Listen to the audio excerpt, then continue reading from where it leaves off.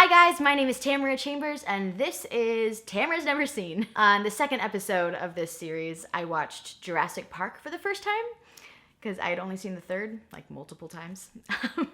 And I loved Jeff Goldblum in it and everyone was like, oh my gosh, you should totally watch The Fly. And that is what I'm doing, you guys. I've heard that it has awesome practical effects and that it's disgusting, but I feel like it won't be as disgusting as like current gory like Saw type movies, which I just have no interest in. Anyways, I am pumped and I am just so ready for Jeff, so let's go.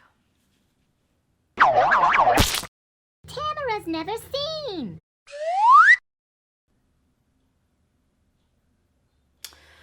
Okay. Why did you tell me to watch that? Why did you tell me to watch that? Why did you tell me to watch that? Why did you tell me to watch that?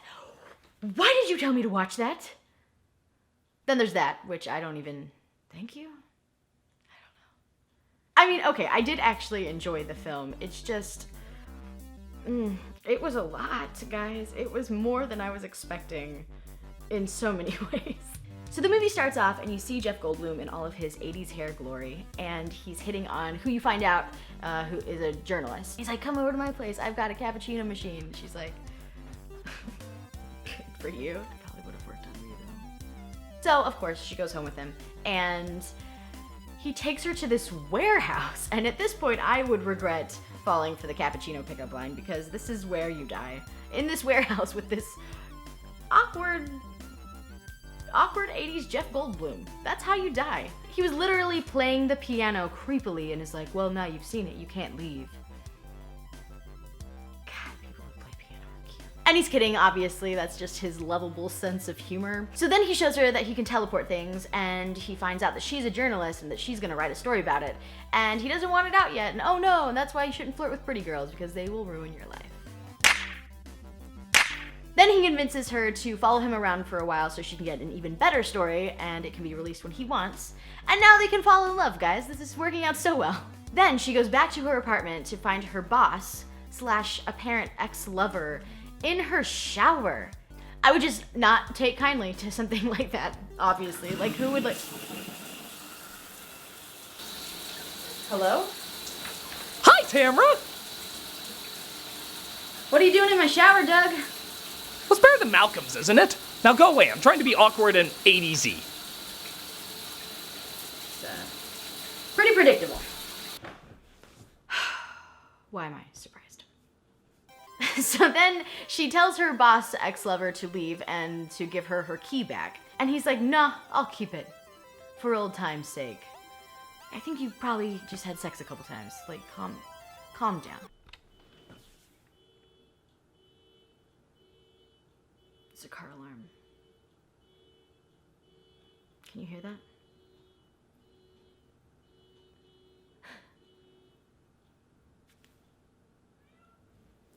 And now my cat is yelling at me. So Jeff Goldblum attempts to teleport a baboon and it does not work out, you guys. It is a horrific, bloody mess. Also, where did he get a baboon from? But apparently it sets the mood because they totally do it in his warehouse. I like the nerdy but cute scientist with the badass but sweet journalist dynamic they've got going on. Really realistic. Then they eat teleported steak. So this is like the love story of the century, you guys. Come on, this is only gonna go into good places, right? Right. So through the experiment with the teleported steaks, they're like, oh, now we can teleport the baboon. So they get another baboon, because they have an unlimited supply of baboons, apparently, and they successfully teleport him. Or her, I don't know. Didn't ask.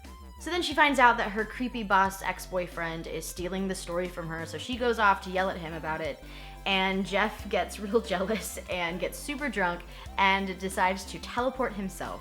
And it's the best scene in the movie because he like triumphantly walks out of the teleportation machine and there's like mist behind him and the monkey just like jumps in his arm and he's like making this as sexy as possible. That mist? No. Ike, come here. I need a monkey in my arms. Okay, so he saunters out like this. Oh, I don't have my spray. It's okay. You don't want me your spray, do you? No? Okay, we won't do the spray. So he saunters out. He saunters out like this. I can't do it with a cat in my arm. Okay, I don't know how I did it, guys. I am impressed. I woke him up from a nap for that, and it was not worth it.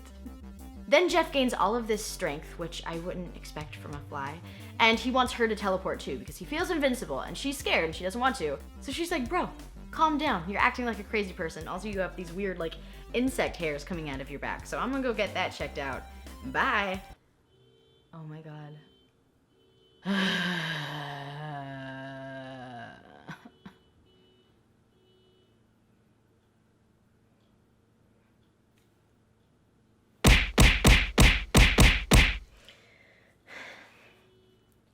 Oh my God. No. Okay. Just took care of it. Oh, that's so dumb. Okay, so he pieces together that a fly was on the teleportation machine when he teleported, and now basically he's just like a fly person. Like he's a garbage fly human individual. Guys, I missed a really good joke. I was gonna say, it's too late. It's too late. Missing these bits. I don't know, there's no bits. So Jeff and, what is her name? God, I can't not know her name. And I'm also just calling him Jeff. The Fly cast. Yes, the 1886. This was made in 1886. This was made in 1986. Seth, Jeff, Seth. I remember now, okay. Gina Davis, you are just very pretty, Gina Davis. Veronica.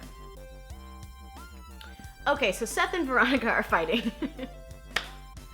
Seth and Veronica are fighting, and Seth realizes that he was wrong, and he was super rude to her and like kicked her out. So he calls her and has her come in because he's getting kind of scared because he's turning into pretty much like a gooey, rotten sack of potatoes is what he looks like at this point. It's not even bad yet, guys. It's like not even bad yet.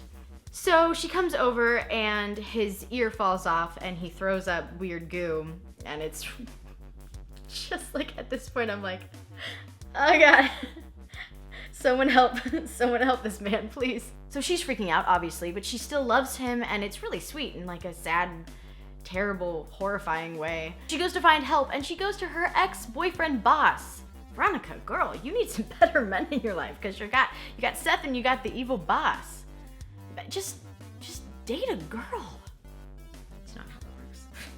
Then you find out that she's pregnant, and I'm just like, oh, God, my stomach hurts. By this point, Jeff is in like orc territory of how he looks, and his teeth fall out, and he figures that to become a little less like a fly, he needs to teleport with a pure human. Who volunteers? Then he finds out that she's pregnant, and she's gonna get an abortion.